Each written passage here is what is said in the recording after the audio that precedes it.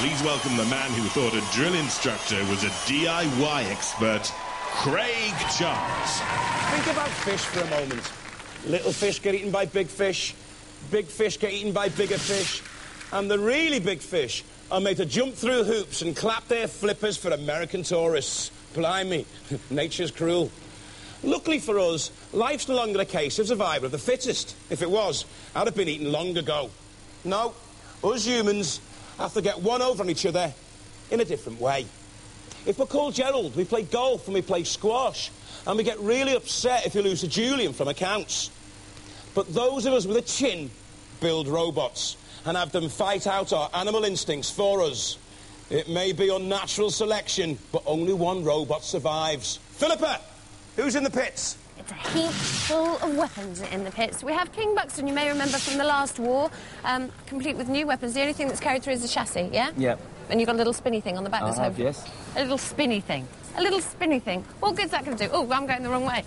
Look, name of your robot, please. It's Centurion. Details? What's this? Polycarbonate. It's the same sort of plastic they make riot shields out of. Right, and? We've got an axe that's fired by a hydraulic ram. Lovely. They lovingly handcrafted that axe, which I find a bit scary. And this is Weld-dor. Weld-dor, that's right. Weld-dor. Why Weld-dor? I'm a welding tutor from Springfield Road in Belfast, and the trainees come up with the idea of, first of all, we're going to call it Raptor.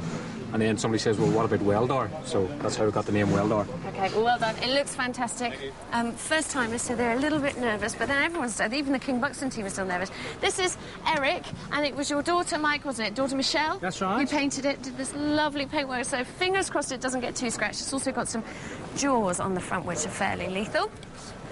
And this is Overkill, which went into overdrive when they were testing it out, and poor Lawrence here got thrown off the back of it. Hey-ho, that's Robot Wars. Welcome to Excalibur as well, all the way from Wales. With that, reveal for us what that is. Welcome, welcome, welcome. Iron Mask team to Robot Wars. Tell me about your robot. Well, You got this axe. his main weapon's this axe, this pickaxe here. And if that fails or goes wrong or something, we'll drop some teeth at the front. Well, thank you very much. We look forward to seeing it in action. Now, if you've got no money and you really want to be in Robot Wars, take heart from this next team. This is 101, and this robot cost between, wait for it, 75 pence and £1 to build. Is that really, really true? Yeah, something like that. Everything was scrounged. Everything was scrounged. Well, it's an expensive-looking lineup, Phillipa. The Centurion team, a real riot against Excalibur with a fearsome-looking axe blade. 101, the Jumble Sail team against Overkill. What was Lawrence doing riding it in the trials? The Iron Mask, all smiles and leathers in the pit against Weld-dor, the new boys. Eric with the lovely flaming paintwork against King Buxton, back again in a spin. But will they go in the bin? Well, it's time to disturb the peace. Let the wars begin!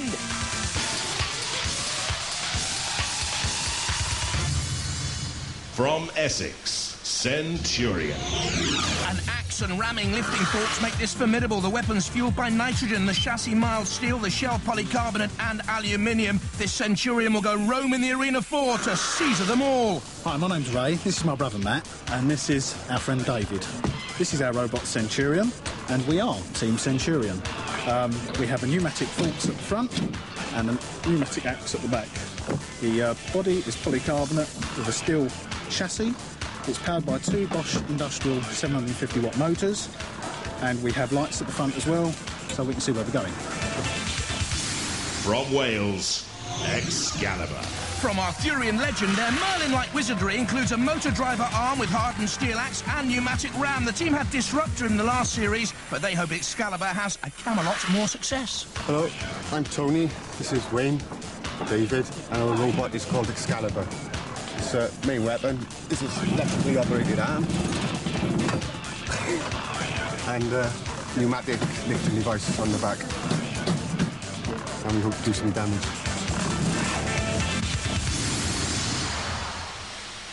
Roboteers, stand by. Looks a good battle, this Centurion, with Ray Tate, Matthew Tate and David Warlow there at the controls. And Excalibur with Wayne Martin, 3, Tony Lockwood 2, with the hair, and 1. young David Martin. Activate. Let's hope it's not a hair-raising experience for Excalibur. Look at that mighty weapon immediately coming in, the double-headed Welsh axe blade, penetrating the outer shell of Centurion immediately. And I wonder if after this, Centurion will be done roaming the floors of the Robot Wars arena. Meanwhile, it spins Centurion. Looks nifty, 15 miles an hour. Now, that's quick. And Excalibur just standing and waiting. Centurion on the arena spikes. And in trouble there, has to get away. Look at the front prongs. They look dangerous. The great Centurion eagle emblazoned on the front. And I wonder whether Excalibur's sword here can come into play right now. Well, it lacked the reach to get down on the front of Centurion. Driving now back towards the CPZ, the corner patrol Z of Killalot. Coming out with the lance spinning tentatively, but no more. Drops back into his CPZ. And now a question of who can shove who around the arena floor. I think those spikes look very nifty on the front of Centurion, and all the punishment is for Excalibur at the moment, and we haven't really seen that great double axe blade designed by Anthony Lockwood coming into play yet. Centurion thought about having a little dig at Sergeant Bash and wisely turned away. Now on the attack again, certainly has done more of the work here, Centurion. The Essex-based team, the Tate brothers. At the moment, well, they don't look as if they come from the Tate Gallery, let's be honest. But the Tate boys in control. And Excalibur having a go at Sergeant Bash. Is that wise this late on? When you need to build up points, really, if it goes to the judges. A little nick on the top of Bash, perhaps. Unwise, thinks Ray Tate of the Centurion team, who comes back in on the attack. Now, axe is locked. I don't think we've ever seen that before in Robot Wars. Axes locked together like that. Anthony Lockwood feverishly trying to get the controls of Excalibur moving as he wants them. In comes Matilda now. Oh, slamming in on Excalibur, spinning it towards the CPZ. Tony Lockwood trying to, meanwhile, get it away from danger. Killalot has a prod. Bash there as well, and Matilda. I think Excalibur is immobilised here.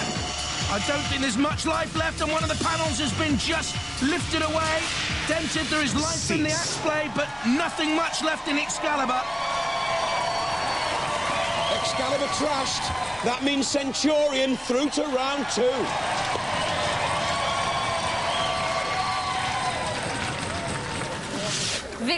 Victorious, well done to you. Thank you very much. That riot shield stuff's fantastic, isn't it? Yes, it works really well. Yeah. Tell you what I really loved, the headlights. Thank you. Yeah. They're really good, full beam or what? They work very well on a spin.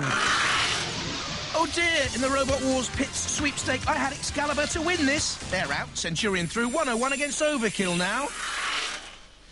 From North Hampshire, 101.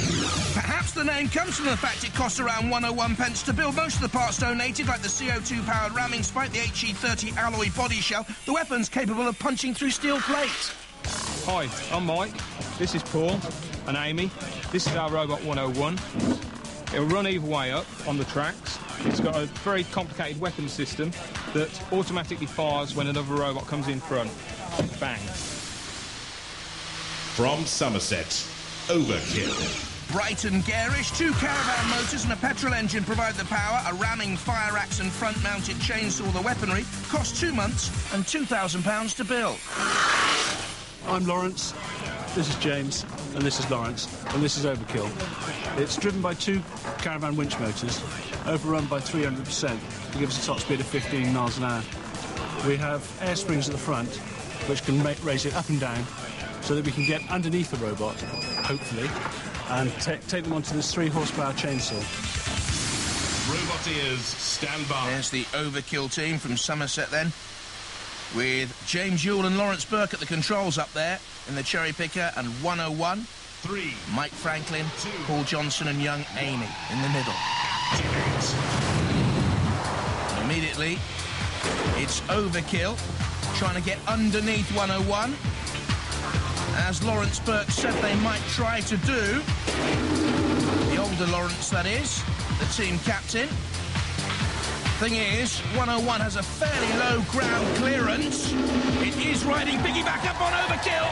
The tank track spinning furiously to get it away from the dreaded pit. Look at this. A great shove here by Overkill towards the pit and just turning away in time. Now Overkill. Has it gone into overdrive, I wonder, and burned itself out? What's happening here? Not a great deal of movement from Overkill, and this is dead metal, and the spinning blade slicing into the bodywork of Overkill, and I think they've got problems here.